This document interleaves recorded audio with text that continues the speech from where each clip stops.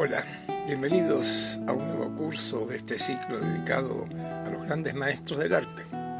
Y en este caso nos vamos a ocupar de Diego Velázquez, el pintor de Su Majestad.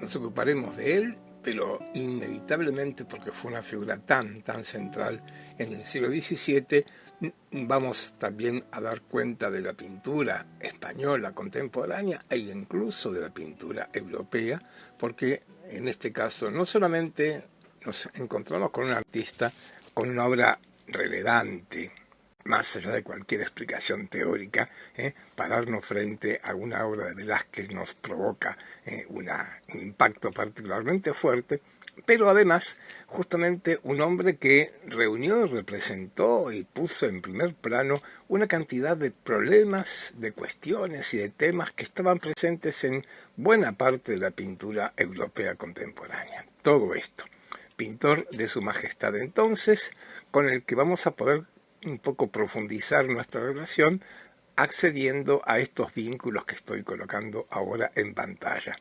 Para los alumnos que vienen haciendo estos encuentros ya no es nada nuevo, pero en favor de los que se incorporan en este momento, decirles que semanalmente yo iré actualizando este material complementario que está en cualquiera de estas dos direcciones y en ambas hay exactamente el mismo material. Van a encontrarse, cuando accedan a él, con una página en la cual van a encontrarse con 3 carpetas, textos, videos, imágenes, en las que, bueno, como digo, esto se actualizará semana a semana. Por ahora, en la carpeta textos van a encontrar el programa de este curso con un planteo amplio, con los contenidos para ver qué iremos viendo, y sobre todo me quiero detener un momento en la bibliografía, porque ya sabemos, 1 hora y media o poco más o poco menos por semana, nos puede abrir las puertas a un montón de cuestiones, pero siempre la lectura de textos más específicos puede ser oportuna. Esto depende de cada uno, por supuesto.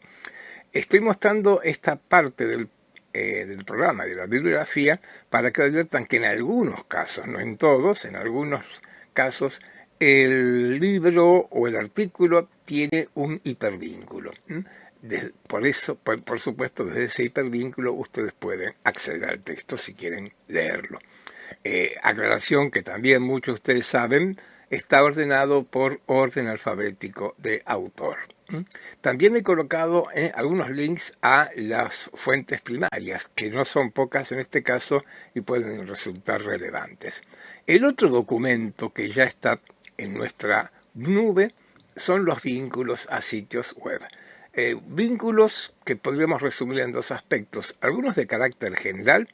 Los que ya han hecho otro curso saben, Arciclopedia, Internet Archive son 2 claves para mí en cuanto a acceso a información y a imágenes, pero también en este caso puntual hay algunos sitios, como están viendo acá, que son específicamente centrados en Velázquez y en su obra, como los que estamos ahora recorriendo. Por supuesto también hay links a museos, a los museos que tienen obra obviamente de nuestro artista, de Diego Velázquez, al que yo presenté en el título de este curso como pintor de Su Majestad, y me gustaría hacer una referencia a por qué este título y como verán ya para ir acercándonos a la figura que nos va a ocupar por estas semanas.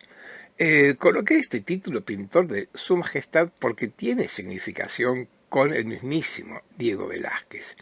Ese título o subtítulo en realidad alude y está vinculado con esta pintura, uno de los tantos retratos que hizo Velázquez de su rey, de su monarca, de su majestad, Felipe IV.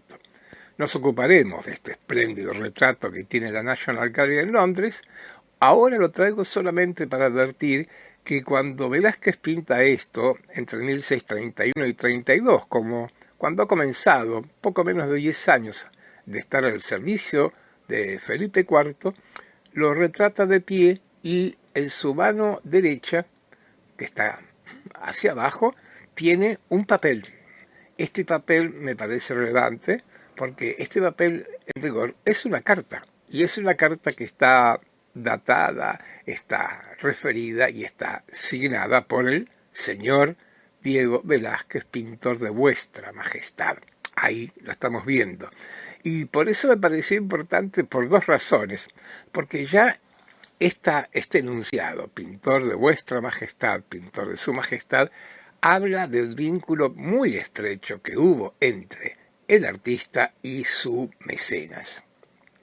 Velázquez fue pintor de corte.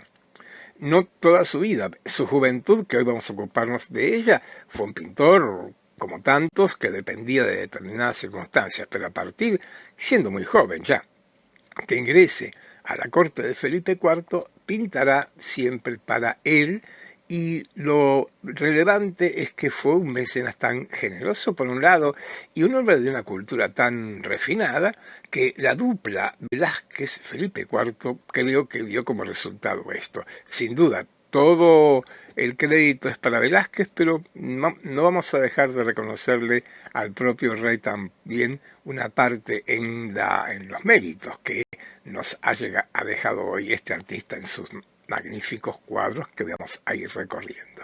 Podría haber titulado este curso de otra manera también como pintor, pero llamarlo pintor de pintores. Y Velázquez, pintor de pintores, sería también apropiado, y otra vez este apelativo de pintor de pintores remite a un dato histórico, pero ya ahora muy posterior al artista, pero es una manera en que lo define alguien que podemos imaginar sabía bastante de pintura. Me refiero a Edouard Manet, el gran pintor francés. Cuando viaja a Madrid, viaja a ver la pintura española y particularmente a Velázquez, una especie de peregrinación. Imaginarse mediados del siglo XIX lo que era el viaje París-Madrid, ya podemos suponer todo el esfuerzo que supuso y que de alguna manera lo menciona en qué cosa, en este fragmento, en este párrafo de una carta que Manet le escribe a su amigo Fantin Latour, otro gran pintor contemporáneo. Y en esa carta, escrita en Madrid, Manet le dice a su amigo: mi querido amigo, cuánto te echo de menos aquí y qué alegría hubiera sido para ti ver a este Velázquez, que él solo vale la pena el viaje. Los pintores de todas las escuelas que lo rodean en el Museo de Madrid y que están muy bien representados, todos parecen chiqueurs. Chiqueurs es una palabra del argot francés, vulgares. Y cierra: es el pintor de pintores. No me sorprendió, pero me encantó. Manet no regalaba calificativos y en este caso, sin duda, está poniéndole un lugar extremadamente alto. Y como veremos, esto de pintor de pintores no solo es una frase interesante que diga este hombre, sino que podemos mantenerlo todavía ahora. ¿En qué sentido? En que vamos a comprobar que, no sé si se puede aplicar a muchos, pero a Velázquez sin duda, es un hombre que hizo una cantidad importante de obras que posteriormente, en el siglo XX en particular, fueron retomadas, fueron rehechas, releídas, reinterpretadas por distintos y por grandes artistas, de Picasso a Bacon, para ser así un poco rápidos y sintéticos. Por eso esto de pintor de pintores, por la proyección que la obra de este hombre ha tenido a futuro, me parecía también oportuno esta manera de nombrar a este hombre que, como veremos, estuvo activo en dos lugares fundamentalmente. Primero, en su ciudad natal, en la andaluza Sevilla, donde nace en 1599, y luego en la década del 20, cuando se traslade, con veintitantos años, como estamos viendo, a Madrid, a la corte del rey Felipe IV. En esa estadía hasta su muerte en Madrid en 1660, Velázquez hará algunos viajes, los más relevantes tal vez fuera de España, los dos viajes a Italia, de los que nos ocuparemos sin ninguna duda. Pero por ahora presentémoslo, y como anticipé, Velázquez necesita, a mi modo de ver, e impone que miremos su entorno, el contexto histórico de carácter general, el contexto artístico, el contexto pictórico. Y de esto quiero ocuparme ya mismo, señalando que, bueno, este hombre es un gran protagonista de un momento relevante en la historia del arte y de la cultura española. Me refiero, miren ustedes, Velázquez nace al borde del siglo 1599 y lo vive el siglo hasta 1660, este siglo XVII, muy particular, muy rico en buena parte de Europa, pero que en España merece el mote nada menos que de siglo de oro. El siglo de oro español, y creo que parte de los quilates de oro que tiene este siglo son debidos a la obra de Velázquez, pero no es el único, y esto es lo interesante. Afirmaría esto por su carácter de pintor de corte primero, y pintor de corte admirado por el propio rey. Velázquez ocupa un lugar excepcional dentro de la pintura española. No es un pintor común, es, insisto, excepcional. Lo que no impide que también sea un buen representante de toda esta cultura, cosa que iremos viendo en estos encuentros. Bueno, siglo de oro. Alguien diría, siglo de oro. Podríamos preguntarnos por qué. Porque si nos apartamos de la cultura y nos centramos exclusivamente en la historia política, militar, económica, es un siglo de decadencia. Es muy curioso este fenómeno.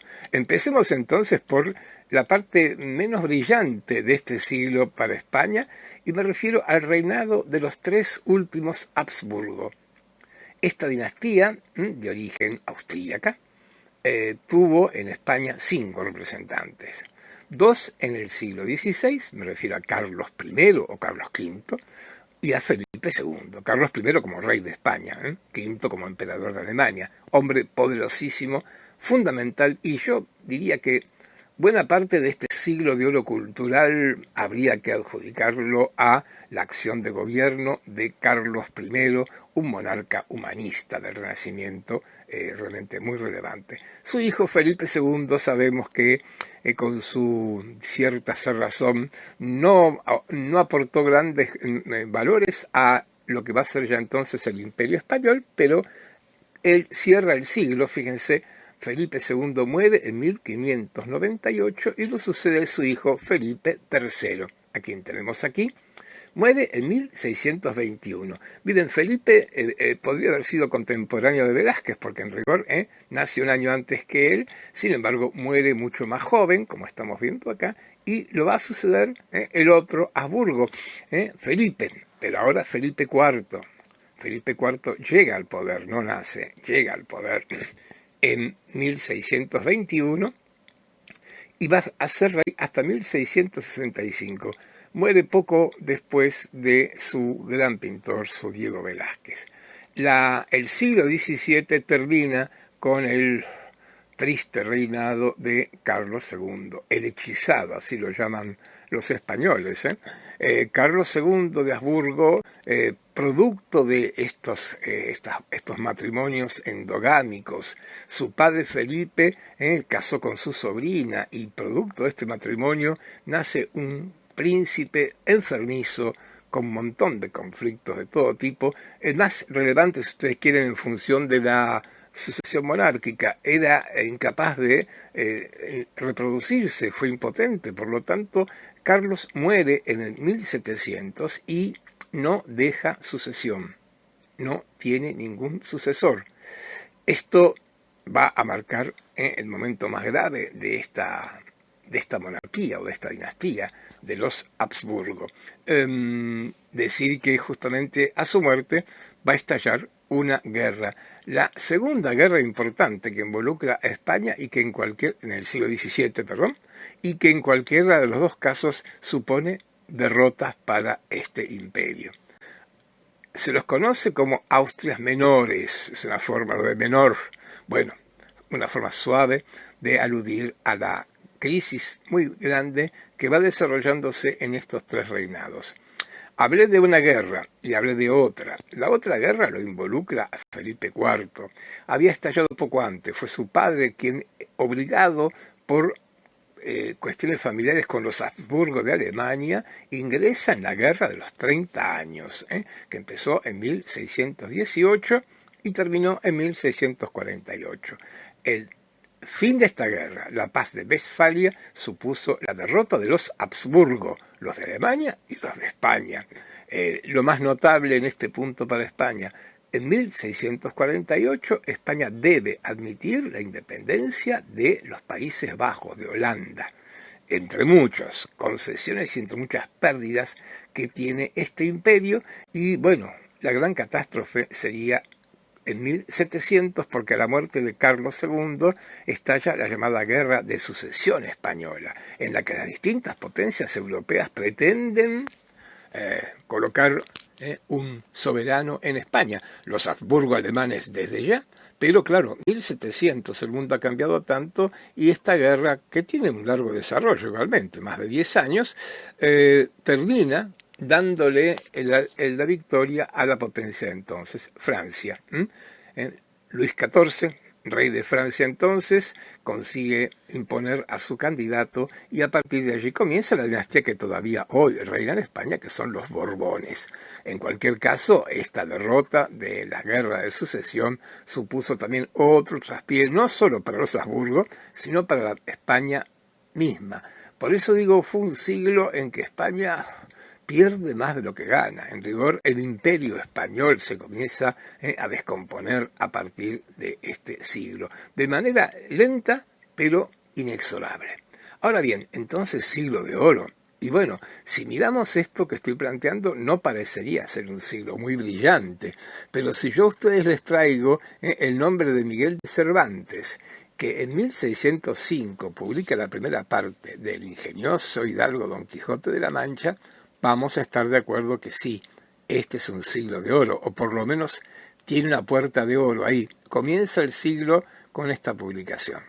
Y, digámoslo ya, para ir presentando de manera sintética, que lo de siglo de oro, primero que nada, se aplicó al campo de las letras.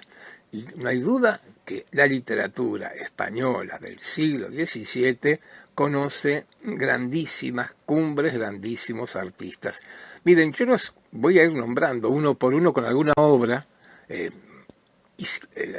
Cervantes escribió algo más que el ingenioso, en cuanto a esta obra, el ingenioso hidalgo de Don Quijote de la Mancha, sea la más importante, pero están también en sus novelas ejemplares, etc.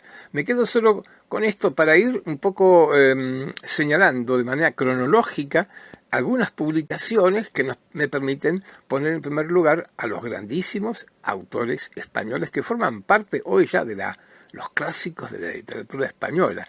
Y entonces, después de 1605, me pareció oportuno irme a 1612, cuando el poeta Góngora, Luis de Góngora, publica la fábula de Polifemo y Galatea, una de sus obras más importantes, no la única, como dije, estoy eligiendo una obra de cada artista, pero me quedo con esta fábula de Polifemo y Galatea porque tiene mucha sustancia.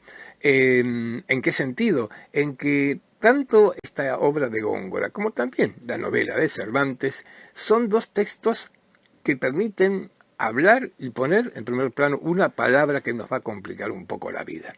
Pero bueno, digámosla, barroco. Este siglo de oro español es el siglo del barroco. La palabra barroco es muy complicada, pero es verdad que sí. Por barroco entendemos un estilo artístico que privilegia el contraste, que tal vez sea una de las cosas que más permiten hablar de esta categoría. Creo que estaremos de acuerdo en que buena parte de la estructura narrativa del Quijote radica en el contraste entre el idealista y loco Don Quijote con su escudero Sancho Panza, tan realista, tan sensato, extremadamente sensato a veces. Y si pasamos a Góngora, esta leyenda muy popular, esta historia que cuenta Ovidio en las Metamorfosis, pero que tuvo muchísima proyección, sobre todo en este siglo XVII, también expone el contraste de otra manera. Es el monstruo y la bella, es la bella y la bestia de alguna manera, el gigante, el cíclope Polifemo, enamorado de la bella ninfa Galatea. Es significativo. En España, Góngora lo pone en este poema. Hay una ópera de Händel, hay pinturas, lo pinta Aníbal de Carracci, por poner un ejemplo, en una de las obras más importantes, que es la Galería Farnese en Roma. Avanzamos a 1619, año en que Lope de Vega escribe y o publica, es una fecha un poco incierta, una de sus obras teatrales más importantes, Fuente Ovejuna. Y es importante, a ver, el nombre Lope de Vega, no hace falta que lo subrayemos, pero bueno, en este momento importa. Como ven, un hombre que está activo a principios del siglo XVII y que entre todo lo que escribió, lo más destacado son sus comedias, sus obras teatrales. Y es para señalarlo también como otra característica fuerte, principal de este siglo, me refiero al teatro. El teatro, la literatura dramática, tiene en todo el siglo XVII una extremada importancia, un extremo protagonismo. Es el teatro de Racine, de Molière, en el caso de Francia, y ahora acá el de España, ni hablar del teatro isabelino y sus proyecciones en Inglaterra, pero en España particularmente el teatro tiene un papel muy importante y esto ha permitido a que muchos, digamos, me incluyo, a señalar, a marcar como alguna característica esta famosa categoría de barroco, que el barroco es un arte teatral. Y en cierto modo podemos verlo de esta manera.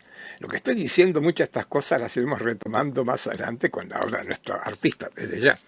Y Fuente Ovejuna pone también en primer plano otra característica, porque quienes hayan leído o visto esta comedia habrán visto que toda la acción se desarrolla en un pueblo español, en el cual la población hace justicia por mano propia, famosa frase ¿quién mató al comendador?, ¿no? ¿Qué quiero decir con esto? Que las comedias, las obras teatrales de Lope de Vega, en su gran mayoría, tienen como protagonista a la gente común. Y esto pone otro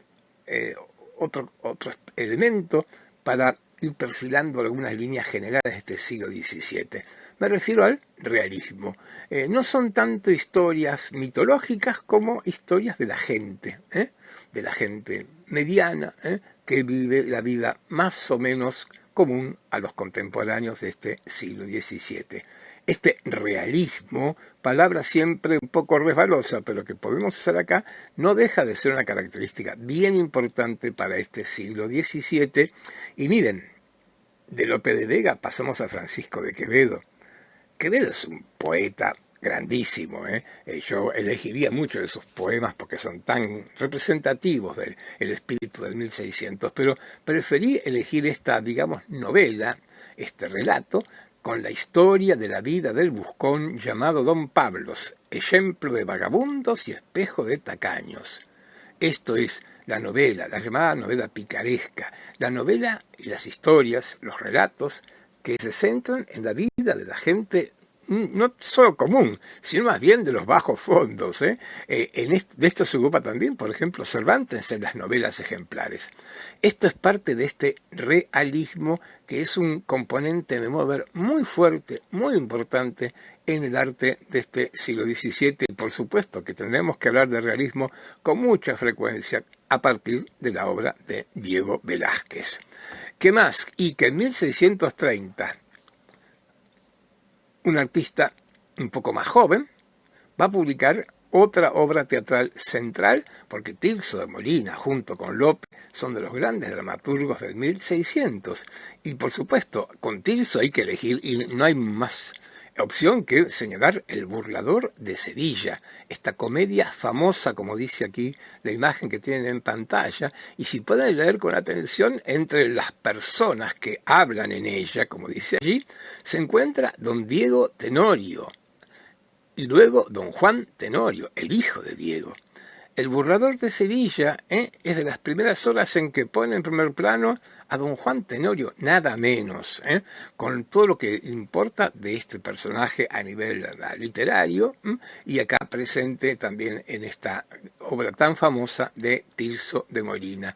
Y cierro el recorrido, me voy al 35 y no avanzo más allá, pero bueno, es obligado traerlo a Calderón de la Barca, lógicamente, y junto con Lope y con Tirso, Calderón de la Barca conforma el trío de los grandes dramaturgos, y también con él hay un montón de obras muy relevantes, pero La vida es sueño seguramente es la más relevante de todas las obras escritas por este hombre, con un título que es tan del 1600, La vida es sueño, o sea, el contraste entre lo despierto, la vigilia, la vida, y lo onírico, el sueño, y cómo de pronto el sueño parece ser más importante que la propia vigilia, que la propia vida. A ver, no quiero detenerme más que esto. No es un curso de literatura para nada, ni pretendo hacerlo, pero me parece importante que estemos viendo que este es el contexto de la obra pictórica de Diego de Silva y Velázquez, contexto literario. Una mínima y muy esquemática referencia ¿a qué? Al contexto musical, y sí, porque el siglo de oro fue el siglo de oro de las artes, y entonces, miren, voy a destacar 3 autores, 3 obras. Parto de un autor de 1500, Luis Milán, como ven, pero porque él es uno de los primeros compositores que le van a dedicar a la guitarra española, a la vihuela, un papel bien central, y sin duda que a partir de ellos, y no sé si hasta el día de hoy, la guitarra parece ser uno de los instrumentos, por más que tiene una difusión mundial, pero que en el campo de España e Hispanoamérica ocupa un lugar muy protagónico, por eso Luis de Milán. Pero luego, y siguiendo una misma cronología, inauguro este siglo con tal vez una de las obras más conocidas de Tomás Luis de Victoria, el Officium Defunctorum. Es una obra musical que se compuso para las exequias de la hija de la emperatriz María de Austria. Es música religiosa funeraria. La elegí entre muchas obras de Victoria para ponerlo en primer plano porque, más allá, incluso superando a la propia España, Victoria es de los grandísimos compositores de polifonía del 1500, como ven, muere ahí en 1611, es muy central y es parte de este siglo de oro. Cierro, ahora sí, en el pleno 1600, porque en 1674 Gaspar Sanz publica esta instrucción de música sobre la guitarra española. En ese libro tan, pero tan importante de música, en esas partituras que ahora ya por suerte se están imprimiendo, Gaspar Sanz traduce, pone en partitura grandes obras que siguen siendo clásicos de la literatura guitarrista española. Y luego de los músicos, que como ven los planteo de una manera extremadamente esquemática y sintética, bueno, traigamos a los pintores. Con ellos voy a privilegiar su imagen ante todo.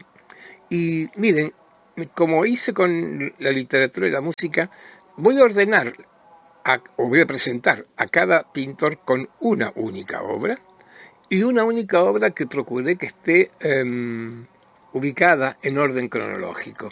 Y me ha servido. ¿Por qué? Bueno, porque a principios de este siglo vamos a datar una de las últimas obras de El Greco.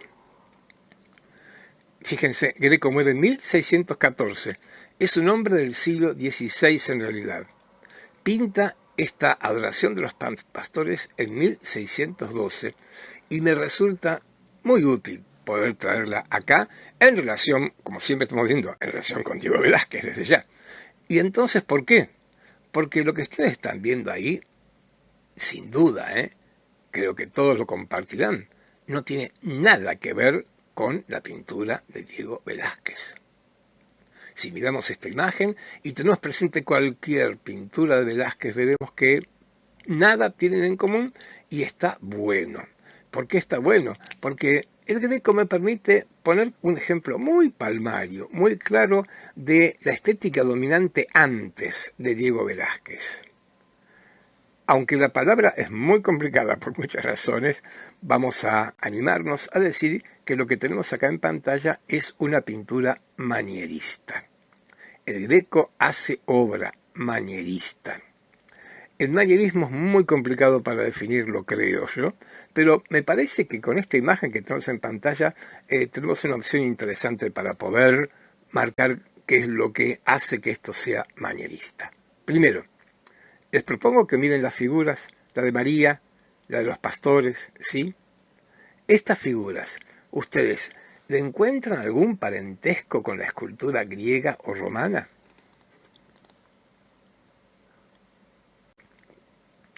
Confío en que la respuesta sea no. No tienen nada que ver con ese clasicismo de la escultura griega o romana que uno podría encontrar, por ejemplo, en Rafael o en Leonardo. Quiero decir, no una escultura, pero sí las imágenes idealizadas a partir de ese patrón greco-romano. En cambio acá parece haber un patrón más bien gótico, por esas figuras tan alargadas, por esas formas tan dramáticas. Vean las manos, los dedos, tienen un movimiento que expresa como una crispación, una tensión, no algo blando y suave.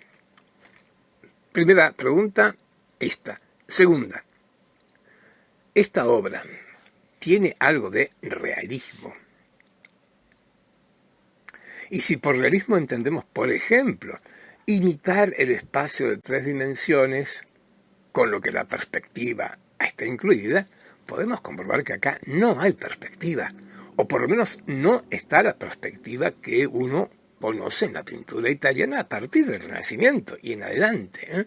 Hay como una visión desde la parte superior, cuesta trabajo imaginar este espacio, pero no aquí en el cuadro, sino acá en la tierra, al lado nuestro, imaginar estas figuras. Respecto de ese realismo del que hablo, otro tanto tiene que ver con el color. Es verdad que acá Greco ha hecho una escena nocturna, y está bueno, y ha hecho una escena nocturna con un foco luminoso en el niño Jesús, sí, pero al margen de eso, o junto con eso, creo que es bueno que veamos los colores de la ropa de los personajes, ese verde, ese amarillo, colores fuertes, hasta chocantes entre ellos. Todo esto tiene que ver con el manierismo y podríamos decir, y ahora veamos la obra en su totalidad, y podríamos decir que en gran medida el arte del 1600, y de Velázquez incluido, claro, es como una reacción a esta pintura, es un apartarse de esta pintura. Lo que, otra vez, mal o bien llamamos barroco, no fue un estilo que se opusiera al Renacimiento, para nada. En gran medida, los pintores del 1600 se apoyan en muchos artistas del alto Renacimiento. Pero ¿qué fue aquello que estos artistas están un poco superando y dejando atrás? El manierismo, justamente. Y he hablado de realismo a partir de la literatura, y bueno, justamente, realismo es lo que en este caso le falta a esta pintura. A ver, todo lo que estoy planteando, por favor, urgente, todo lo que estoy planteando es la diferencia entre esta obra y las obras del Renacimiento, del Barroco, lo que no impide que sea una pintura magnífica y espléndida, que todo lo que estoy planteando que no tiene, está a favor de lo que sí tiene, ese dinamismo, esa espiritualidad, esa riqueza cromática. Estoy marcando, cuidado esto, ni Greco es mejor que Velázquez, ni Velázquez es mejor que Greco, permítanme que lo diga tan brutalmente, pero tenemos que acostumbrarnos, muchos de ustedes ya lo vienen practicando. La historia del arte es una historia de la diferencia, no de lo mejor o lo peor. Luego que a uno le pueda impactar más un artista que otro es otra historia, pero la historia del arte nos obliga a encontrar el valor que cada artista ha puesto en sus obras, por ejemplo, las que hace acá. Pero como en este caso mi punto de vista es Velázquez, debo señalar esto.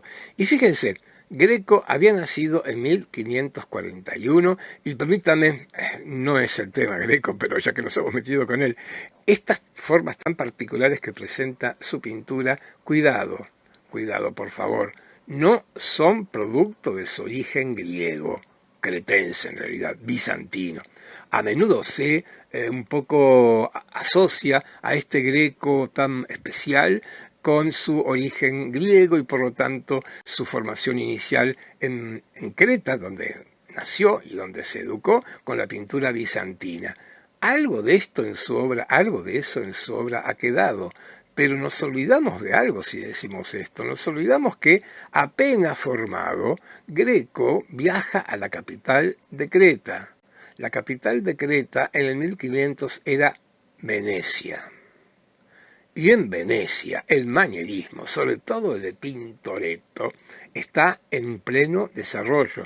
Y Greco le debe más al manierismo veneciano que a la pintura bizantina, sin ninguna duda.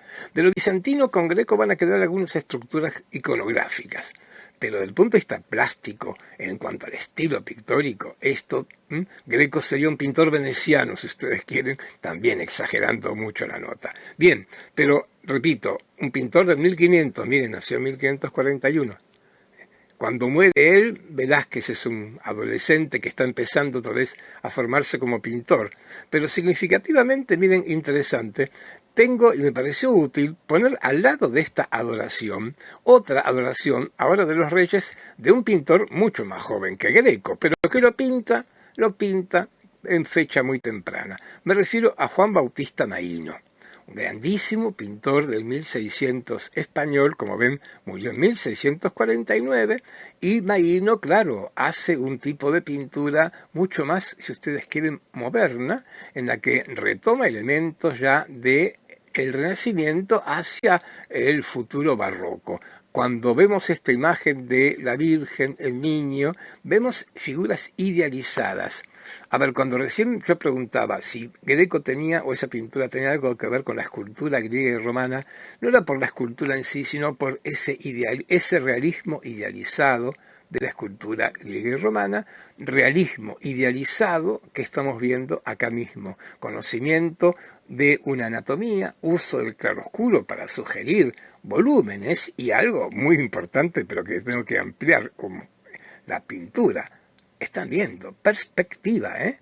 Aquí hay un contenido de realismo idealizante que tiene una referencia hacia el Renacimiento, pero también hacia el temprano barroco que expresa esta magnífica obra de Juan Bautista Maíno. Y realismo, bueno, ahora sí, no idealizado, realismo en el sentido más crudo de la palabra, hecho por un artista español, un valenciano, pero que pasó buena parte de su vida en Italia. Rivera, que había nacido en 1591, ya en 1606 aproximadamente está en Italia, y a partir de la fecha de esta pintura está en Nápoles. Y estar en Italia o estar en Nápoles a principios de este siglo implica no haber podido evitar la influencia, lo están pensando ustedes, ¿no? La influencia de Caravaggio. Acá están esos dos elementos que uno encuentra en la pintura de Caravaggio. Me refiero al realismo y al tenebrismo. Este fuerte efecto de luz y sombra y el realismo. Un realismo que, como están viendo, esto está mostrando la resurrección del muerto Lázaro, que está acá a la derecha, representado con toda este aspecto, esta palidez del muerto, acompañado por las figuras que están sobre él, que están asistiendo. Uno se cubre la boca por todo lo que puede uno imaginar que podría estar en torno a un cadáver en descomposición. Sí, en el medio Cristo está idealizado, sin duda porque es Cristo. Está idealizado en sus facciones, idealizado en sus gestos. Pero a ver, ¿por qué Rivera? Porque Rivera trabajó en Nápoles, sí, pero era español y mucha obra de Rivera llega a España.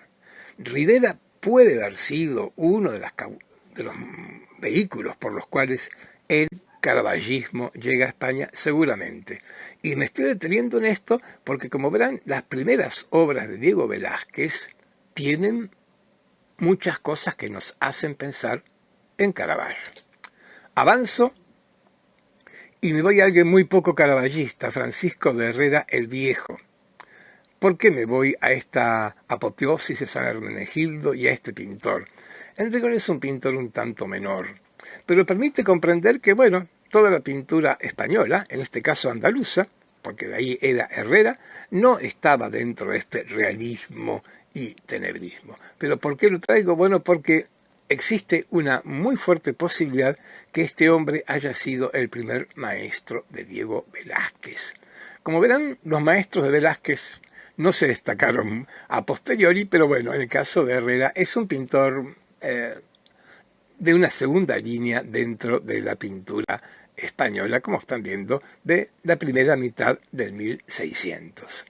ahí lo tenemos entonces con esto. Y como están ustedes viendo, hasta ahora las imágenes que estoy trayendo y que seguiré trayendo son imágenes, pinturas religiosas. Y es que en España la pintura religiosa va a ser no excluyente 100%, pero muy, muy abundante. Y acá va a aparecer, ya recién lo mencioné y ahora vuelvo con esto. Dije, Velázquez es excepcional. Y también es excepcional porque a partir de que entre al servicio de Felipe IV, Diego Velázquez hará muy poca pintura religiosa. De la poca que hace hay una que es impresionantemente magnífica, pero nos ocuparemos de ella. ¿Y esto por qué? Bueno, porque trabaja para el rey justamente, ¿eh? Y en esto lo hace excepcional. ¿Por qué? Bueno, porque cuando miramos a sus contemporáneos, estoy pensando en Zurbarán, estoy pensando en Murillo, verán que ellos hacen casi siempre pintura de temática religiosa y más que religiosa, devocional. ¿Qué quiero decir con esto? Como esta obra que tenemos acá de Herrera, este cuadro está pintado para colocarse en un altar, para colocarse en un retablo. A esto llamamos pintura devocional. No porque tenga un tema religioso, sino porque además está presentándonos todos estos elementos, nubes, ángeles, figuras orando, que son las que están puestas al fiel, aquel que en la iglesia va a ponerse frente a la pintura y va a orar. Volveremos con el tema este. Y bueno, otra pintura, pero ahora como pueden ver mucho más moderna. Y claro, estamos en este momento, principios del 1600, en que el manierismo y ciertas formas más o menos un poco clásicas provincianas se comienzan a abandonar y avanza el famoso realismo tenebrista. Ribalta, sí, ahora a diferencia de Rivera, Ribalta trabajó en España, y ahí en España hace obras como esta, en la cual creo que está claro, ¿no? El realismo lo plantearía primero que nada en la figura de Cristo. Cristo no es ese cuerpo un poco ondulante e idealizado, sino es un hombre de 33 años, de una musculatura normal, digamos. Y lo mismo su santo San Bernardo. Ahora, junto con este realismo, que está subrayado también por el tenebrismo, por este fuerte efecto de contraste, luz-sombra. Realismo tenebrista. Caravaggio otra vez como referente lejano o cercano, pero señalaría algo más, que la escena muestra un momento de piedad, de amor del santo por Cristo. Quiero decir que en gran medida estas pinturas tienen este valor de carácter emocional. Y de la pintura me veo obligado, mejor dicho, quiero yo obligarme a salir de la pintura por única vez. La escultura en la España de 1600 no tiene un desarrollo tan grande, por lo menos en cuanto a los soportes clásicos de la escultura italiana y después francesa. Me refiero al mármol o al bronce. En España no hay canteras de mármol, o por lo menos no se conocían entonces. Una obra en bronce supone fundiciones artísticas muy complejas. En cambio, en España, desde el medioevo, la escultura en madera, tallada y policromada como la que están viendo, es una técnica altísimamente desarrollada, abundantemente practicada. Y de todos los tallistas españoles, sin duda, Juan Martínez Montañés, andaluz y sevillano como Velázquez, amigo incluso conocido, era un poco más grande que Velázquez, pero significativamente Velázquez llegó a retratarlo. Hay una pintura de Diego Velázquez que retrata a este grandísimo escultor. Nadie duda que es el más grande escultor español del siglo XVII. Miren qué título para darle. Y me parece que este San Juan Bautista que tiene el Metropolitan es una buena prueba de esto, de un realismo, pero que no por eso desdeña elementos de lo clásico, algún tipo de idealización. Me parece importantísimo traerlo a Martínez Montañés porque va a compartir en muchas de sus obras con Velázquez este particular equilibrio entre realismo, Vean ese brazo, esos músculos, esas venas, la ropa del propio santo, pero también idealismo, la expresión del rostro, esta leve sonrisa que le ha colocado ahí en los labios, los ojos tan abiertos, hacen que ese realismo esté atemperado con una no poca cuota de idealismo. La obra de Martínez Montañés es abundantísima. Elijo San Juan Bautista porque está muy bien conservado, por suerte. Recordemos, esto es madera tallada y luego policromada. Es lo que habitualmente se llama imaginería y que con mucha frecuencia fue considerada como una obra, un tipo de arte menor, lo cual en el caso de Martínez Montañés es una injusticia absoluta. Es un grandísimo escultor, claro, con una técnica que no es la técnica más aplaudida por las academias. Me refiero al bronce, al mármol. Pero esto no impide que hoy, superado ese prejuicio académico, estemos colocando a Martínez Montañés ahí donde le corresponde, en un altísimo lugar en la escultura española del siglo de oro.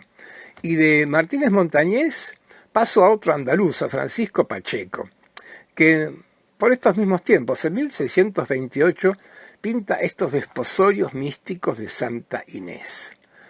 Como pueden ver, la pintura no presenta las características tan relevantes de realismo y de tenerismo. Es una otra imagen muy devocional, pensada en un altar. Pacheco es un artista importante relativamente, pero ¿por qué estoy obligado a traerlo? Bueno, porque si se sospecha que Diego Velázquez estudió con Herrera, no hay la menor duda que su maestro fue Francisco Pacheco, un hombre que en su vida, ahí en Sevilla, fue uno de los personajes más, pero más relevantes y más importantes. Me apuro, por eso lo traigo, maestro de Diego Velázquez, y no solo maestro, suegro de Diego Velázquez. Volveremos con esto. Y ahora sí, si a Pacheco lo traigo por razones hasta familiares o biográficas, a Francisco de Zurbarán, prácticamente contemporáneo de Velázquez, hay que traerlo porque es de los grandísimos pintores del barroco español del 1600. Grandísimo por su muy especial originalidad. Porque lo que están viendo acá, una de sus obras más conocidas, ¿hablamos acá del tenebrismo caravallesco? Sí.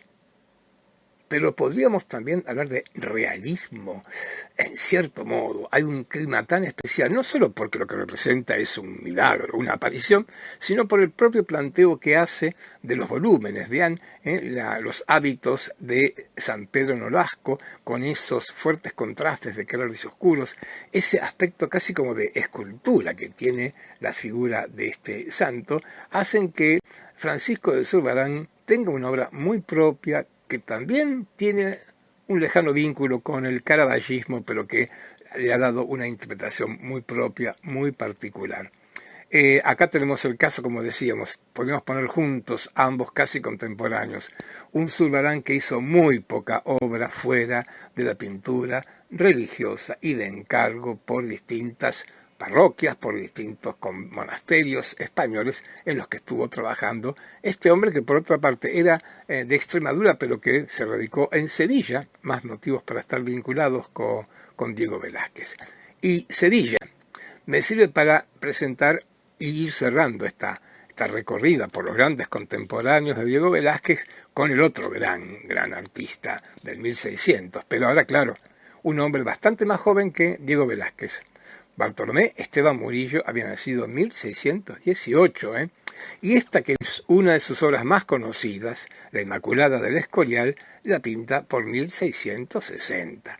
Quiero decir que Murillo nos pone ante otro grandísimo pintor, creo yo que, sin exagerar mucho, uno en una valoración pondría a Velázquez primero, pero inmediatamente después Murillo como el otro gran pintor del 1600, pero que está pintando y trabajando en la España de mediados y fines del 1600, una España que no es la de Velázquez.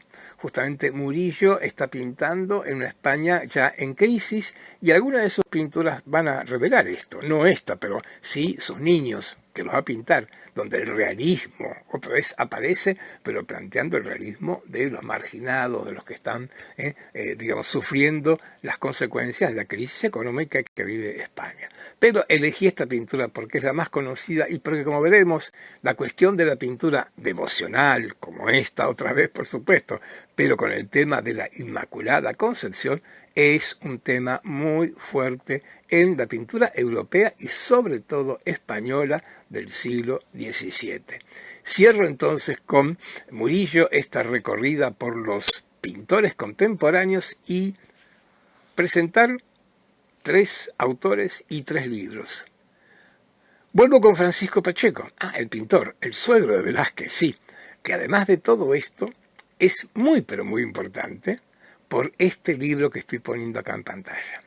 Arte de la pintura, su antigüedad y grandezas. Este tratado sobre la pintura que Pacheco escribe, que se publica poco después de su muerte, es un muy importante documento de los valores que presenta la pintura española del 1600. Y a ver, siglo de oro. Y bueno, hay grandes escritores, importantes músicos, grandísimos pintores y también teóricos. La teoría del arte, los textos con estos, digamos, algunos específicamente vinculados con la pintura como este y otros en relación con la imagen, y las imágenes van a tener un gran desarrollo acá, en esta España del siglo de oro. Por eso, junto con Pacheco, debo traer a Antonio Palomino, un hombre que, como ven, trabaja a fines del 1600, principios del siglo XVIII, pero que nos ha dejado este Museo Pictórico y Escala Óptica, un tratado que se publica a fines del 1700, como estamos marcando acá, pero la primera edición es de principios del 18 y es otro buen documento que nos va a servir como para acercarnos con lo que los historiadores valoramos y mucho, que es la fuente primaria, las fuentes primarias. Cierro estas fuentes primarias con una obra publicada recién en 1854, pero su autor, Giuseppe Martínez, lo escribió poco antes de su muerte, 1672. Quedaron los manuscritos y finalmente la Real Academia de San Fernando, la publica allá, a mediados del siglo XIX. Con lo cual estoy marcando por lo menos 3 fuentes primarias que sirven de muchísima utilidad, como verán, para poder profundizar y analizar las obras contemporáneas y, por supuesto, las de Diego Velázquez. Entonces, después de toda esta larga presentación, ahí lo tenemos. Se nos presenta Diego Rodríguez de Silva y Velázquez, el mismo autorretratado en la plenitud de su vida. Este hombre, que me detengo un momento, además ya hemos mencionado, nace en el filo del siglo, muere en Madrid en 1660, y que se llamó Diego Rodríguez de Silva y Velázquez. El Rodríguez es nombre de pila, pero el apellido paterno al menos es de Silva. Velázquez, apellido materno. No me parece menor este dato porque más de un artista español ha hecho esta opción. Y si ustedes quieren, tiene un vecino muy prestigioso, porque el más grande pintor español del siglo XX, miren, me animo a decir esto, se llamaba Pablo Ruiz Picasso y su apellido paterno era Ruiz y el materno Picasso. Me detengo también en el nombre de nuestro artista porque su apellido paterno tiene alguna connotación, por más que él usó el de su madre. ¿Por qué? Porque su apellido paterno es de Silva. Esa preposición de supone algún tipo de ascendencia nobiliaria. Los títulos nobiliarios, los apellidos nobles, suelen tener esa preposición, y esto en el caso de Velázquez lo revela, sí. Había algún antecedente en su familia paterna de aristócratas, y que, bueno, como el apellido también puede permitirlo pensar, Silva nos lleva a una aristocracia no precisamente española, sino portuguesa. La familia paterna de Velázquez tenía ascendencia aristocrática en la corte portuguesa. Y si me detengo en esto, creo que es relevante, no como un dato pintoresco de su apellido, sino porque cuando vayamos recorriendo, cosa que haremos, la obra y la vida de Diego Velázquez, vamos a comprobar que este hombre, a lo largo de sus años, hizo vida y carrera de pintor, obviamente, lo más importante, pero también hizo vida y carrera de cortesano.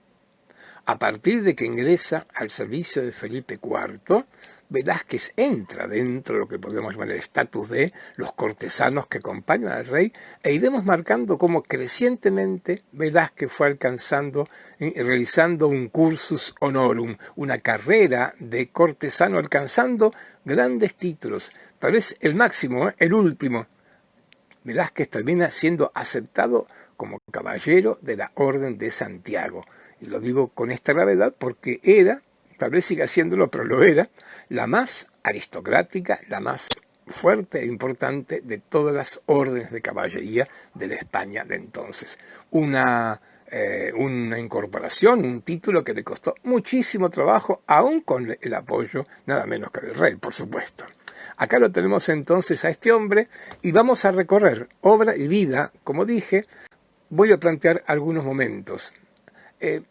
Marcando esto que, como veremos, la vida de Velázquez como vida de artista, yo no conozco, puede ser que haya, pero no conozco ninguna película con la vida de Velázquez porque fue la vida de un hombre correcto. Hizo todo lo que tenía que hacer en su vida para ascender.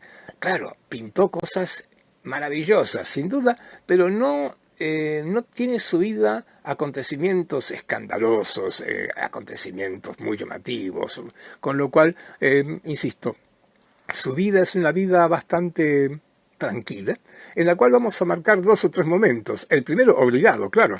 Nace en Sevilla en 1599 y en 1623 va a entrar a la corte de Felipe IV, Madrid, y de ahí en más va a permanecer en esta ciudad, como dije, con algún movimiento no demasiado trascendente. Acá nace. Y creo que para acercarnos a Diego Velázquez es importante focalizar que nace acá en la Sevilla de fines del 1500. Esta es una pintura anónima ya de entrado el 1600, pero que un poco permite imaginar, y me pareció buena traerla para marcar qué cosa, el carácter de Sevilla, capital de América. El carácter de Sevilla como una ciudad riquísima. Recordemos esto. El Imperio Español, por el 1500, tiene buena parte de América bajo su dominio, y un dominio político, religioso, cultural y económico. Y esta economía está manejada, ya sabemos, por lo que hemos visto con la Revolución de Mayo, por lo menos el periodo de las independencias. Los americanos están siendo objeto de un monopolio comercial español. Y este monopolio tenía un centro casi exclusivo, Sevilla. Sevilla era el puerto de América, por decirlo de alguna manera. ¿En qué sentido? Era el lugar por el cual entraban y salían mercaderías, las que iban destino a América y las que llegaban de América a Europa. Como imaginamos, esto le dio a esta ciudad una riqueza extremadamente grande, una ciudad muy rica. Es para marcarlo porque, bueno, sí, en este siglo en que el imperio español va a ir en decadencia, también la pobre Sevilla va a ir perdiendo, y en nuestros días, claro, que sabemos que hay otras ciudades españolas como Barcelona, Bilbao, que aparte de las de Madrid, etcétera, que la superan en muchos aspectos, pero en este siglo XVI y principios del XVII, Sevilla es una ciudad extremadamente rica. ¿Y por qué importa que sea rica? Porque es extremadamente culta. Hay muchas instituciones, desde editoriales, desde colegios y academias, que le dan a esta ciudad una vida cultural muy rica, de la cual Diego Velázquez tomó y mucho.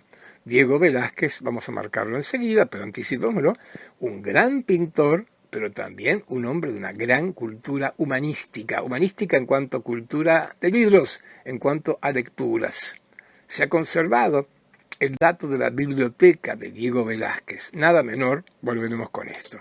Y entonces, ahí marcar en estos 20 y tantos años juveniles, señalar que con muy pocos años, 10, 11 años tal vez, comience su formación con Francisco de Herrera el Viejo. Sin duda, en 1611 ingresa al taller de Francisco Pacheco y 6 años más tarde, en 1617, con 18 años apenas es aceptado como maestro pintor de imaginería y al óleo y todo lo a ello anexo. Este es el documento que así lo acredita, es decir, que se le da como el título de pintor. Y el año siguiente casa con Juana de Miranda, la hija de Francisco Pacheco. Un matrimonio que al margen del amor que pudo haber habido en esta pareja, le dio a Velázquez un fuerte impulso, un fuerte estímulo por estar vinculado familiarmente, como digo, con Francisco Pacheco, un pintor a mi gusto un poco menor, pero con un papel extremadamente fuerte en la pintura andaluza, sevillana de su momento, e incluso en los vínculos con la corte de Felipe IV. Velázquez llegó a la corte de Felipe IV, primero que nada por sus méritos de pintor, no hay la menor duda, pero que el ser pariente de Francisco Pacheco ayudó a todo esto, seguramente también. Y entonces, bueno, urgente, obras, 1617-18.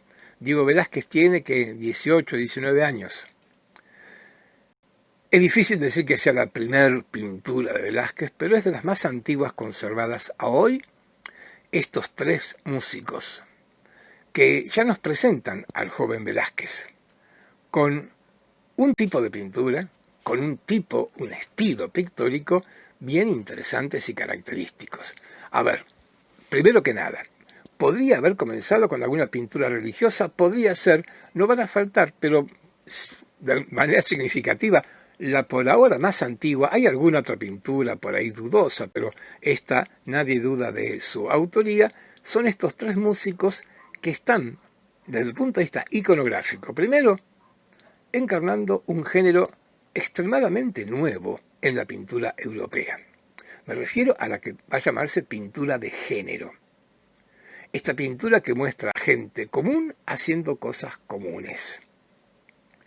Esta pintura que muestra gente común haciendo cosas comunes, obviamente que no puede menos que tener la característica del realismo.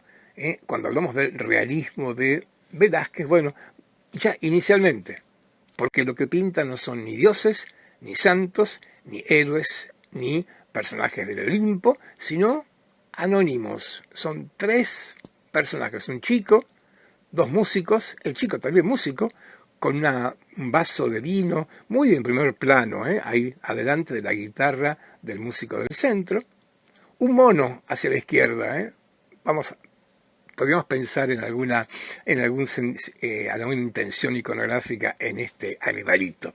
Pero en principio esto es algo, como decíamos, que está muy cerca de la literatura contemporánea, las novelas picarescas, que también cuentan, pienso, Cervantes, Rinconete y Cortadillo, quienes son dos pequeños anónimos del pueblo que viven cosas como vive cualquier persona de las clases bajas, algo semejante a esto. ¿Dónde están haciendo música? Y por lo visto en un restaurante, no sé la palabra, hay una mesa con comida y con una copa, aparte del vaso del chico hay una copa. Esto es un bodegón y es para marcar la palabra porque desde acá empieza a gestarse este género que después llamaremos naturaleza muerta, pero que en España se comenzó a llamar bodegón y aún hoy se dice bodegón. ¿A qué cosa? A la mesa en la que hay comida dispuesta.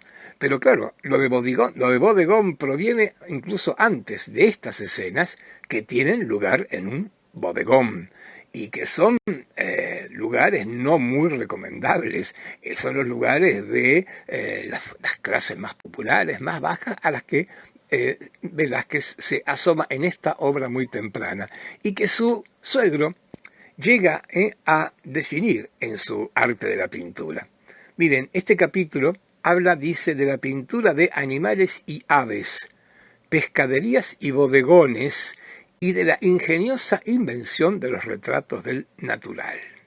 no vamos a leer todo el capítulo, por supuesto, que puede leerse, como pueden ver, vean que la S de entonces parece una F nuestra, hay algunas variantes, pero es posible de alguna manera, con algún esfuerzo, leerlo, y con algún esfuerzo sí, quiero leer esta página, la siguiente, en la que dice Pacheco: otros pintores se han inclinado a pintar pescaderías con mucha variedad, otros aves muertas y cosas de casa, otros bodegones. Lo subrayo por esta palabrita, porque bodegón por ahora no significa naturaleza muerta, sino una escena que dice acá, con diferencias de comida y bebida.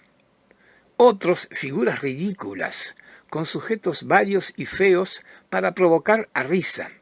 Y todas estas cosas, hechas con valentía y buena manera, entretienen y muestran ingenio en la disposición y en la viveza. Por viveza habla de realismo, y llama la atención que muy tempranamente, aunque el libro se publica en 1649, Pacheco está poniendo en primer plano la importancia de lo realista, del realismo, de que se representen estas figuras.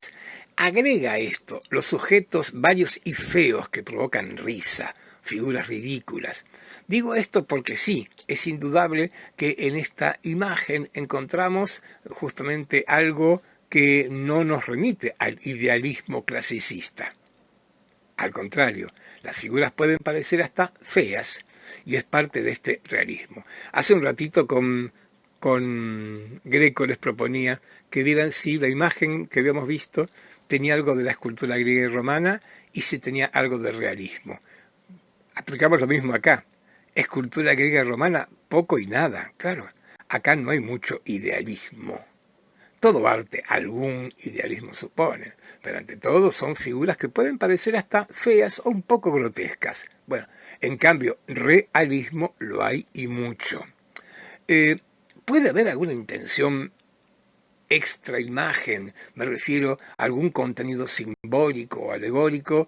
Esto siempre es un poco dudoso, pero pensar que mostrar a estas gentes ridículas puede ser una manera de mostrar aquellos ejemplos que no conviene imitar, mostrar lo negativo de una sociedad, podría ser.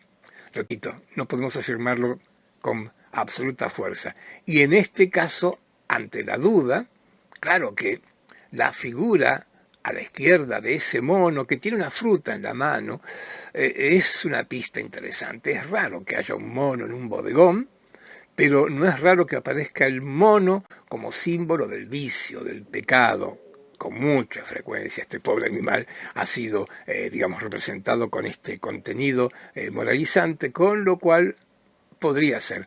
Como verán, el que yo esté intentando encontrar algún sentido simbólico o alegórico en esta obra, tiene alguna razón de ser, porque algunas no pueden menos que interpretarse así en la obra de Velázquez, aunque en este caso todavía podríamos pensar que esta obra es ante todo un ejercicio de realismo, en el que justamente el bodegón, con ese queso y el cuchillo clavado en él, con esa copa de forma cónica y con ese pan sobre una tela y un plato de metal, sean ejercicios de imitación de texturas diversas, por lo tanto, ejercicio de realismo en el sentido más básico del término, imitar los distintos elementos, formas y texturas que están frente a los ojos, podría ser. Y entonces, ¿qué? No nombré a Caravaggio todavía, nombrémoslo ahora. Y sí, porque Caravaggio es uno de los grandes, me corrijo, no es el primero, pero los grandes iniciadores de estas escenas de género, donde gente común hace cosas más o menos comunes. Y donde la gente común, como en el caso anterior y acá, están vistas tan en primer plano y frente a una mesa. Parece una constante en este género nuevo, y repito lo de nuevo, inexistente en el Renacimiento, se comienza a originar en el 1500 en el norte de Europa, y que además, como digo, de representar gente que no son, digamos, protagonistas de ninguna historia ni sagrada, ni mitológica, ni literaria, también están representados, así como nos muestra Caravaggio acá, y como lo veíamos recién con los músicos de Velázquez, en primer plano. En primer plano, y es interesante, casi siempre con una mesa como elemento en el espacio central. Me voy a una obra de la juventud de Caravaggio, 1594, Los tramposos, para marcar algo. Acá no hay duda que hay una intención moralizadora. Acá no hay duda que Velázquez me está mostrando a dos tramposos, los dos personajes, el del centro y el de la derecha, y a una pobre víctima, un joven inocente que va a ser estafado por estos dos delincuentes. Cosa que no está tan claro en la pintura de Velázquez. En la pintura de Caravaggio todavía es el tenebrismo de Caravaggio por 1594 no ha aparecido, sí en el ejemplo que acabamos de ver de Diego Velázquez. Y para ver otro antecedente y para advertir que esto es un tema que se origina ya en el 1500, miren la fecha de esta pintura, 1539. Lo pinta un pintor flamenco, Marinus Riemenswalde, muy complicado su apellido. Este pintor hace algo muy típico, pero claro, es el norte de Europa. En el norte de Europa, ya en el 1500, la gente común haciendo cosas más o menos comunes, como contar dinero, es un tema nada ausente. Nos costaría mucho trabajo, creo que sea inútil buscar algo semejante en la pintura italiana contemporánea. Y otra vez el gran primer plano, otra vez la mesa en primer plano. Parecen elementos que en los primeros momentos de las pinturas de género son obligatorios. Y entonces volvemos a Diego Velázquez, y volvemos 1618-19, almuerzo de campesinos. Otra vez el gran primer plano. No vemos los pies de las figuras. Digo esto, es una pintura del Renacimiento, para no irnos muy lejos. A ver, voy a exagerar mucho, pero la disposición más característica de las pinturas del Renacimiento y aún del 1500 es ver toda la escena completa. Voy a exagerar mucho, sí, pero bueno, puede servir. Pensemos la Primavera de Botticelli. La menciono porque sin duda la conocemos, la menciono aclarando que fue pintada mucho tiempo atrás, pero que es un muy buen ejemplo de estas pinturas que a partir del Renacimiento, 1400, 1500, representan la escena completa, como si fuera un escenario teatral donde yo veo a los actores. En cambio acá, como pueden ver, la imagen es muy distinta. Me animo a decirlo, ya verán en el momento porque es como la imagen que yo podría ver a partir de la lente de una cámara fotográfica. No por el realismo, sino por este enfoque, porque yo estoy cortando, como corta un encuadre fotográfico a las figuras. Conclusión de todo esto, que obviamente una imagen como esta me pone a los personajes mucho más cerca mío y por lo tanto le da una mayor carga de realismo, de verdad. Volvemos, figuras no precisamente bellas, ni grotescas, vulgares, gente común haciendo cosas comunes. Un anciano, un hombre maduro y un niño que está volcando vino aparentemente en una copa y una mesa dispuesta. Es para destacarlo esto, porque otra vez una mesa dispuesta con comidas, podríamos decir, aunque es adelantarnos, no fue la intención de Velázquez, pero siglos más adelante sí que va a ser con intención, que esto de gente común y de pueblo, reunidas en torno a una mesa con comida, va a ser uno de los motivos iconográficos más fuertes de lo que hoy llamamos pintura social. Y es que tal vez, se me ocurre pensar, y es que tal vez para estos sectores de la sociedad el tema de la comida, el tema de tener una mesa y tener comida a mano era algo muy destacado y muy importante en un siglo en el que la crisis económica provocó hambrunas terribles. Gente de pueblo en torno a una mesa, arte social. ¿Sí, no? ¿Están pensando algunos de ustedes en Sin pan y sin trabajo, Ernesto de la Cárcova? Claro, fines del siglo XIX, pintura social, sin duda. Bueno, como ven, es un tema y que hay que rastrearlo justamente a principios de este siglo XVII en Velázquez y en otros artistas, pero acá estamos con Diego Velázquez. Y repito, en este caso, o subrayo, la mesa con una muy fuerte iluminación, pero una iluminación que viene de la izquierda hacia la derecha, con un muy fuerte contraste con el fondo oscuro. Esto es lo que llamamos tenebrismo. Esto es lo que llamamos tenebrismo, que aplica acá en esta cabeza, que seguramente fue un estudio para la figura que vimos en el ejemplo anterior. Tenebrismo, realismo y otra vez, el almuerzo. Otra obra que tiene el Hermitage en San Petersburgo. Otra vez algo del trío de edades, que no creo que sea menor, aunque aquí hay 4 figuras, la cuarta, que parecería ser el que está atendiendo, está en penumbra, pero a la mesa hay un anciano, un hombre joven y un niño. Estamos queriendo encontrar simbolismos acá, ya verán que por ahí tenemos alguna razón.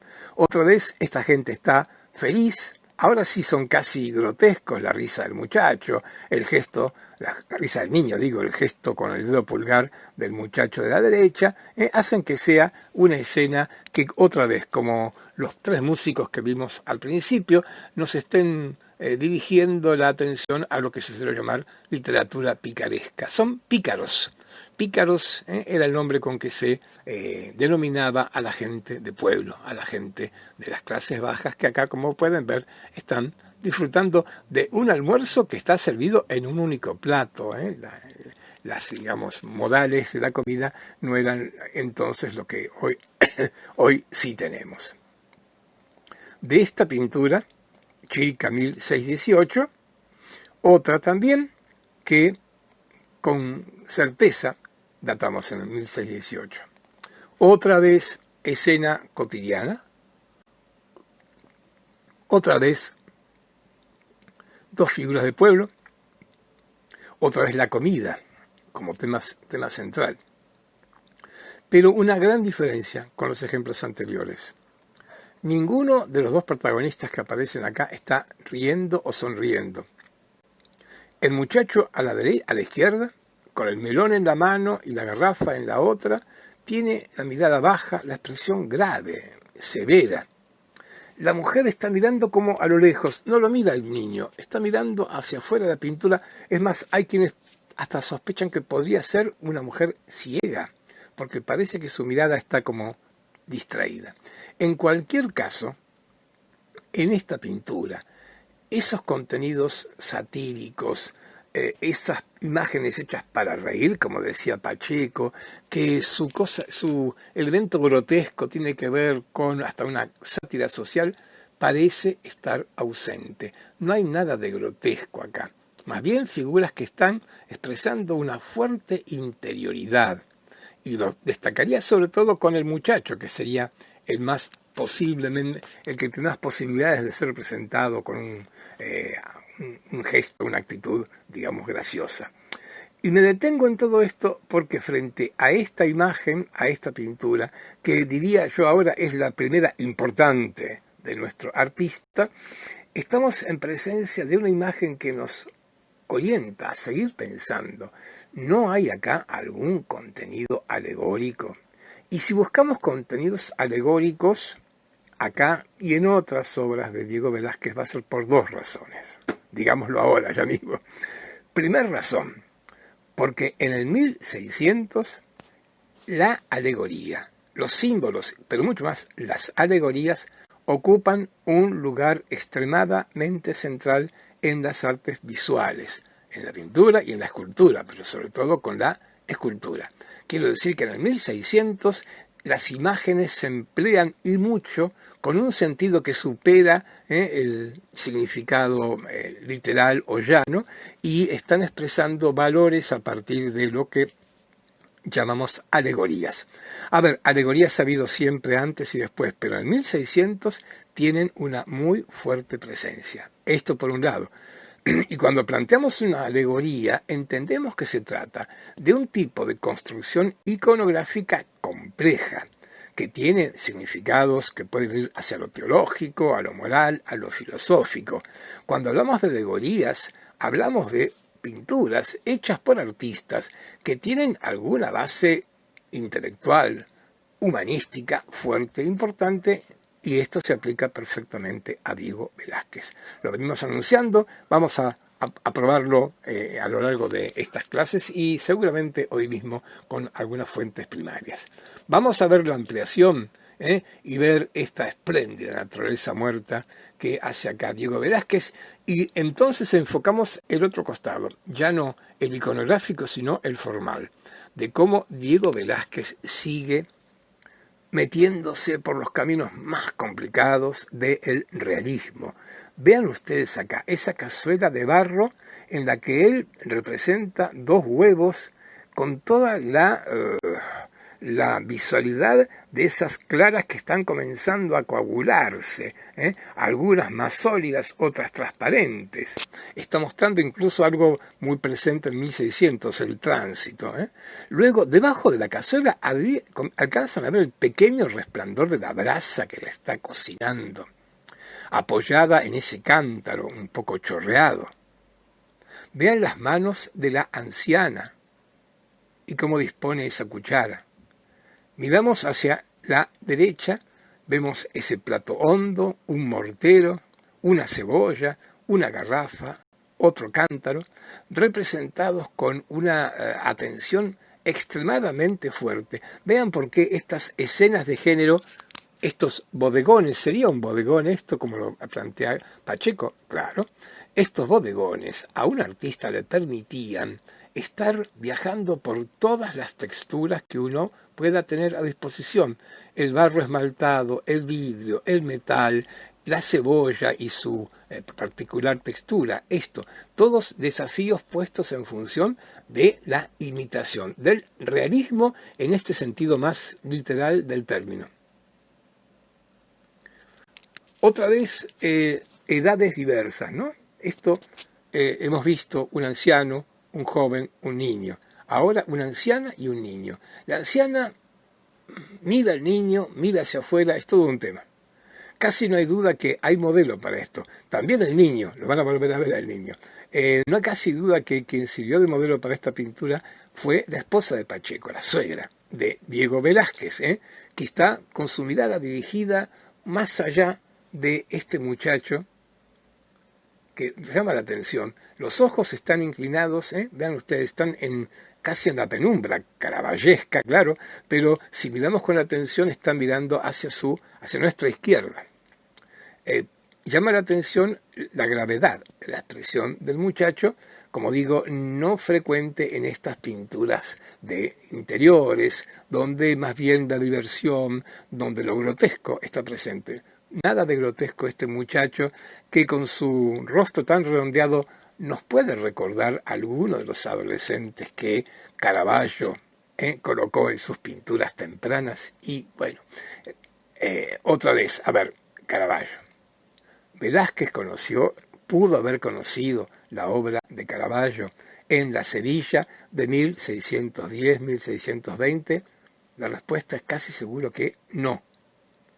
Con lo cual, los vínculos de la pintura de Velázquez con Caravaggio son un tanto borrosos, pero no dejan de estar presentes, claro. Y de la vieja friendo huevos que estamos viendo acá, ahora completa en su composición, pasemos a otra figura, a otra pintura. Con este muchacho, aprovechemos a verlo, este muchacho que aparece ahí a la izquierda también, que como digo, tiene bastante semejanza con el muchacho de la vieja friendo huevos.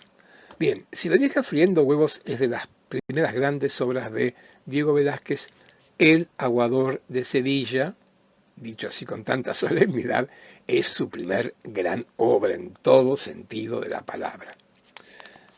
Datación resbalosa. Chilca 1620, hay quienes incluso la imaginan pintada en los primeros años en Madrid, una obra ya que cierra un poco esta primera recorrida por estas escenas de género. ¿Y por qué es relevante? Bueno, por dos razones.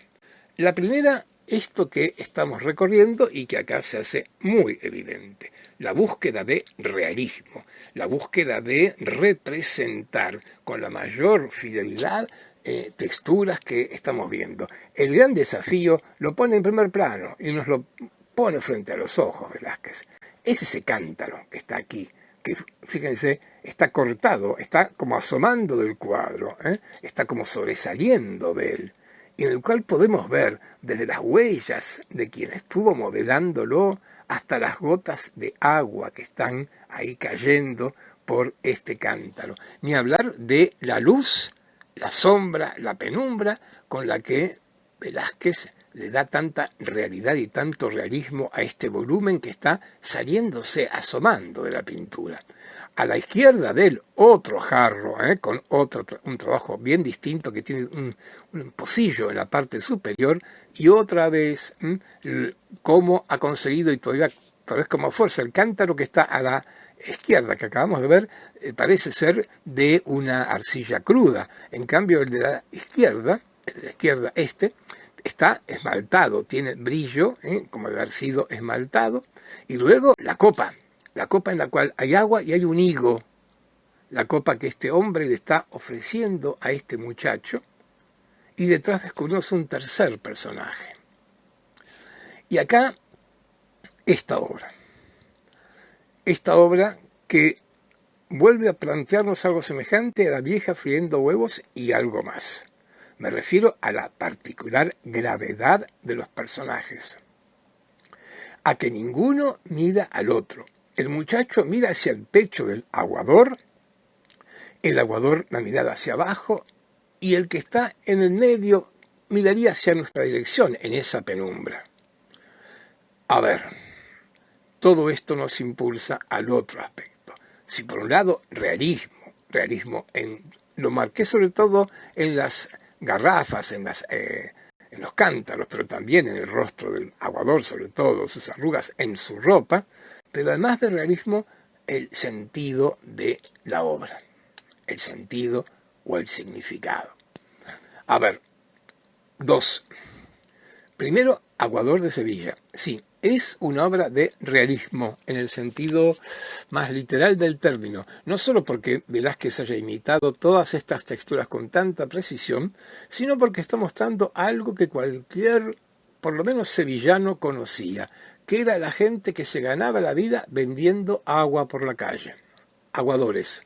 Era la profesión más elemental, más básica. La literatura picaresca llega a contar todo esto, y sabemos cómo operaba este comercio tan particular. Los aguadores debían disponer de una ánfora, una tinaja, un recipiente con el cual compraban agua fresca que alguien les vendía, y luego ellos, manteniendo la sombra, recordemos, estamos en Sevilla, Andalucía, y los veranos son terribles, eran y siguen siendo muy fuertes, con lo cual una copa de agua fresca era algo central, y de esto vivían estos aguadores.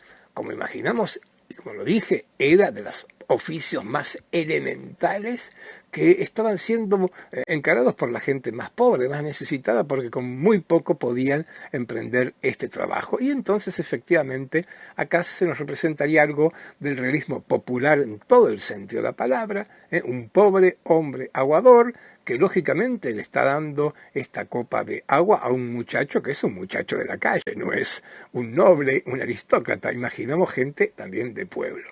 Hasta acá, el realismo. Ahora, ¿por qué digo algo más? Por la disposición y por la manera en que Diego Velázquez representa las figuras. Porque llama la atención que estén tan ensimismados, tan aislados, tan metidos adentro de ellos.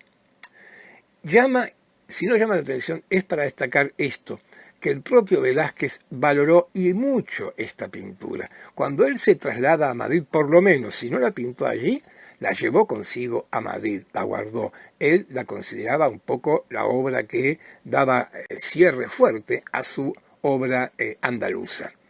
Y entonces, buscando algún significado, otra vez, y por eso yo presté atención a los otros bodegones o escenas de género, que había 3 figuras, un anciano, un hombre maduro y un muchacho. Porque bien podemos poner esto en relación con las pinturas que muestran las tres edades del hombre. La niñez a la izquierda, la madurez en el centro, la vejez a la derecha. Y algo más que esto, porque estas tres edades del hombre por distintos artistas fueron elaboradas trabajando una alegoría muy presente en el 1600, hoy prácticamente desconocida, por lo cual debemos un poco remitirnos a las fuentes. Y una fuente importante, miren, nos lleva a Venecia, a Tiziano, a esta alegoría de la prudencia. A ver, no va a ser la última vez que traigamos a Tiziano acá. Y aprovecho para decirlo, aunque estemos terminando nuestra clase, de todos los maestros del Alto Renacimiento, uno de los más valorados por los pintores del 1600 va a ser Tiziano, sin duda, por muchísimas razones, por muchas razones. La primera porque fue el primer pintor que alcanzó un reconocimiento social grandísimo como pintor de Carlos V. No es la única. Y sí, entonces me animo a traer esta obra que está en Londres, porque acá Tiziano hace una alegoría, otro tema que él va a abordar no demasiadas veces, pero que acá importa traerlos por las alegorías del barroco, y como pueden ver tengo a la izquierda un anciano, en el centro un hombre maduro y a la derecha un joven. Y ojalá que puedan ver en la parte superior, está oscuro, pero hay texto. Hay tres textos sobre cada una de las tres cabezas. Sobre la cabeza del anciano dice ex praetérito. Traducción aproximada al español, sobre el pasado, sobre la base del pasado. En el medio, praesens prudenter agit. El presente actúa prudentemente. Y ahora a la derecha, ni futura accione deturpet, para no estropear la acción futura. Las tres frases que coloca Tiziano ahí, sumado a los animales también, pero por ahora dejémoslo, las tres frases y las tres cabezas están encarnando una alegoría que, repito, en nuestros días creo que está ausente, pero que entonces tuvo mucha difusión, muchas representaciones como esta de la prudencia. Y entonces pensar que Velázquez haya pintado una alegoría de la prudencia, o entre las muchas capas que tiene su pintura, que por algo es tan importante, una de ellas sea esta alegoría, es muy probable. Y para cerrar nuestra clase, traer las pruebas. ¿Qué pruebas? El testimonio de los contemporáneos. Antonio Palomino, en su Museo Pictórico y Escala Óptica, detalla la vida de unos importantes pintores españoles, el de Diego Velázquez, por supuesto, y nos cuenta esto de Diego Velázquez. Ojalá puedan leerlo. A ver, amplío. Dice que Diego Velázquez ejercitábase en la elección de varios autores que han escrito de la pintura elegantes preceptos. Inquiría en Alberto Durero la simetría del cuerpo humano, en Andrés de Exario la anatomía, en Juan Bautista Porta la fisionomía, la perspectiva en Daniel Bárbaro, la geometría en Euclides, la aritmética en Moya, la arquitectura en Vitruvio y el Vignola y otros autores en quienes con solicitud de abeja escogía ingeniosamente para su uso y para provecho de la posteridad lo más conveniente y perfecto.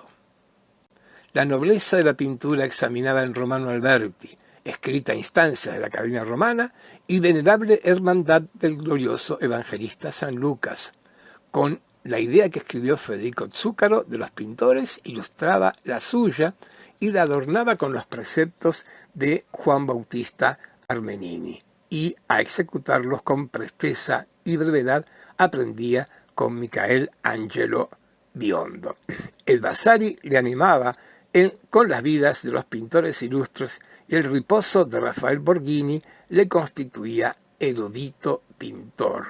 Erudito pintor. Quiero destacar todo esto porque justamente erudito pintor, y vale la pena plantearlo de esta manera, un hombre erudito, un hombre de formación bien humanística, que entonces, a ver, me detengo en este punto, no sigo leyendo el párrafo, pero me detengo acá para que, si yo como muchos, estamos escarbando en las pinturas de Diego Velázquez, procurando descubrir algún tipo de contenido alegórico, no es para un poco buscarle las 5 patas al gato, como decimos habitualmente. Estamos habilitados, lo dice un contemporáneo, es un pintor erudito, un hombre de una gran cultura. No todos los pintores eran tan cultos como Velázquez, como también lo fue, miren, hablaremos más de una vez de Rembrandt, el gran contemporáneo. Recordemos, con algunos de ustedes recorrimos la obra del Rembrandt, que había pasado algún tiempo en la Universidad de Leiden, donde había nacido,